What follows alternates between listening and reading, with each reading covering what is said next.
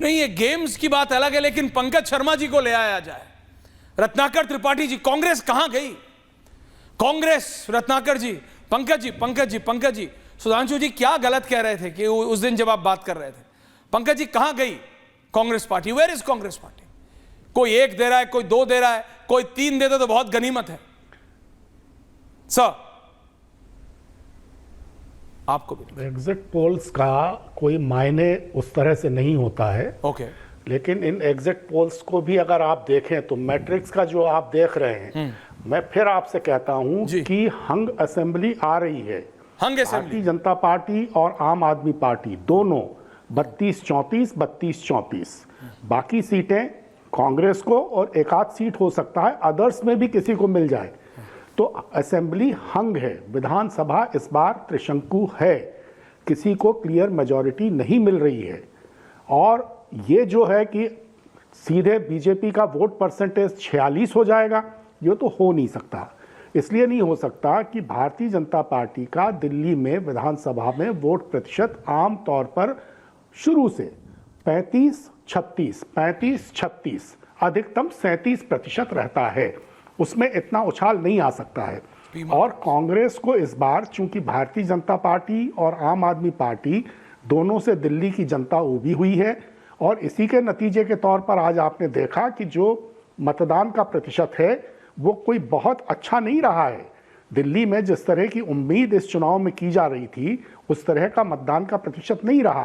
तो ये इस ऊब का सीधे इस ऊब को परिलक्षित करता है।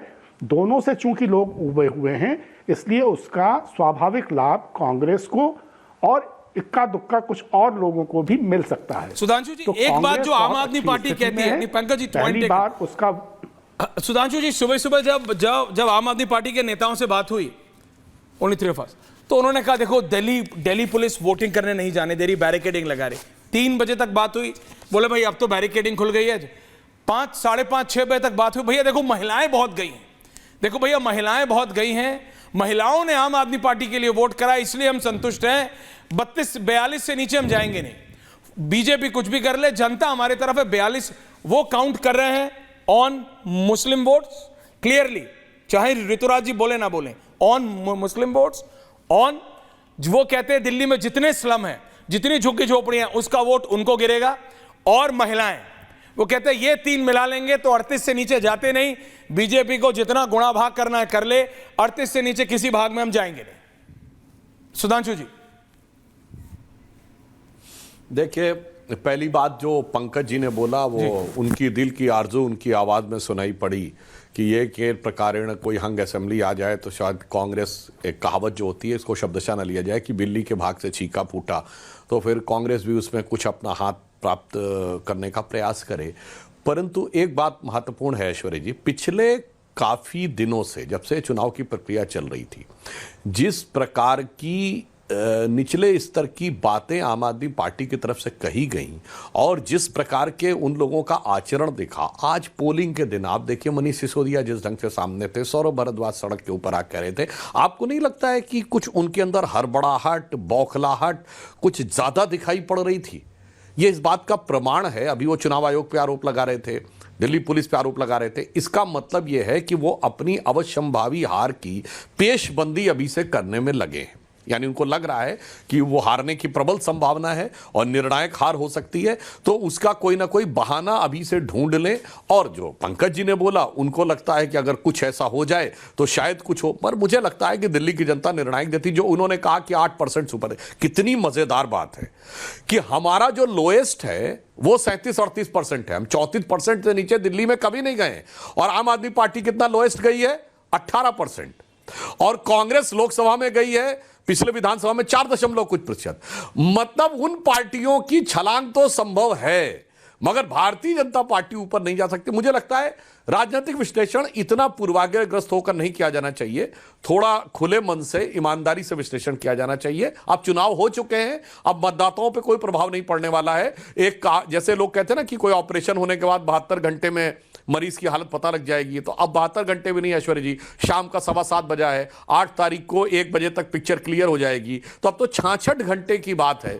तो मुझे लगता है 66 घंटे के लिए हम लोगों को अनावश्यक आरोप प्रत्यारोप की बजाय ईमानदारी से विश्लेषण करके 8 तारीख के निर्णयों की प्रतीक्षा करनी चाहिए। एब्सोल्युटली। मेरे साथ और लोग हैं, मैं जा रहा हूं, रत्नाकर त्रिपाठी जी, भाटिया जी, रोहित, मैं आप सबके पास आ रहा हूं। लेकिन ऋतुराज जी, आप अभी सर्वे की बात कर रहे थे, मेरे पास एक और सर्वे आया, क्योंकि आजकल कई ओपन सोर्स सर्वेज भी होते हैं। ऋतुराज जी से मैं पूछ रहा हूं, आम आदमी पार्टी, ये कोई माइंड ब्रिंक है और एक कोई है ये वी प्रेसाइड और एक है माइंड ब्रिंक। अब इसके लिए आप ऐसा नहीं बोल पाएंगे ऋतुराज जी, ये I don't know what this is, but ये भी सर्वेज हैं और इसमें आम आदमी पार्टी 47% वोट शेयर पे है और बीजेपी 42.4% पे। दूसरा दिखा रहा है कि बीजेपी 42.8% पे है लेकिन आम आदमी पार्टी 49.2%। तो ये दो हैं जो दिखाते हैं कि आम आदमी पार्टी का पलड़ा भारी है। लेकिन एंटी इनकम्बेंसी, ऋतुराज जी कुछ भी बोलिए, कोई भी, चाहे जो आपको 10 सीट ज्यादा दिखा रहा हो या कोई आपको 10 सीट कम दिखा रहा हो, एंटी इनकम्बेंसी ऐसी चीज है जिसको आप डिनाई नहीं कर सकते। अरविंद केजरीवाल की सरकार के खिलाफ, 11 साल के राज के खिलाफ एंटी इनकम्बेंसी रहा है। ये मैंने आपको दो दिखा, ये दोनों आपकी सरकार बना रहे हैं लेकिन तब भी एंटी इनकम्बेंसी दिखा रहे हैं। जी जी ऐश्वर्या जी, मैं फिर से आपसे कह रहा हूं, जो हमारी सरकार बना रहे हैं उनके लिए भी और जो हमारी सरकार नहीं बना रहे हैं उनके लिए भी एक आप समझ लीजिए कि 2013 में ये सारी सर्वे एजेंसी हमें 4 सीटें दे रही थी, आई कितनी? 28। 2015 में ये सारी सर्वे एजेंसी हमें 45 सीट दे रही थी, आई कितनी? 67। 2020 में ये सारी सर्वे एजेंसी हमको 55 सीट दे रही थी, आई कितनी? 62। ये सारी सर्वे एजेंसी पंजाब में हमें 57 सीट दे रही थी, आई कितनी? 92। तो मेरा फिर से विनम्र निवेदन है कि ये सारी सर्वे एजेंसी लोकसभा में 412 पहुंच गए, 380 पहुंच गए, 350 से नीचे तो कोई गया ही नहीं, लेकिन आई कितनी? 240। तो हम लोग देखिए क्या होता है, आम आदमी पार्टी के वोटर साइलेंट हैं, करंट अंडर है, उस चीज को पकड़ना सर्वे के लिए आसान नहीं होता है। इसीलिए विनम्रता से कहते हैं हम सर्वे में नहीं आते हैं, हम सरकार में आते हैं, क्योंकि यही ट्रेंड रहा है। और रही बात एंटी इनकम्बेंसी की, स्वाभाविक है कि 10 साल से सरकार में जब आप होते हैं तो थोड़ी बहुत कमियां सरकार के अंदर होती है जिससे नाराजगी भी होती है, लेकिन एंटी इनकम्बेंसी प्रो इनकम्बेंसी तब बन जाता है जब आपको भरोसा है, उम्मीद है। उम्मीद उससे होती है, भरोसा उससे होता है जो डिलीवर करता है। तो केजरीवाल जी ने डिलीवर करके दिखाया है, विपरीत परिस्थिति में करके दिखाया है, उल्टे सीधे आरोप लगा दिए, जेल खेला, कोरोना आ गया, 2-2.5 साल खराब हो गया, इसके बाद भी काम किया और जो काम नहीं कर पाए उसको मान लिया, उसके लिए माफी मांग ली और कहा कि इस बार मौका देंगे तो उस काम को भी करेंगे। इसको बोलते हैं सकारात्मक राजनीति, जो उन्होंने करने का काम किया है, इसलिए रिजल्ट भी सकारात्मक आएगा। ऐश्वर्या जी, पता लग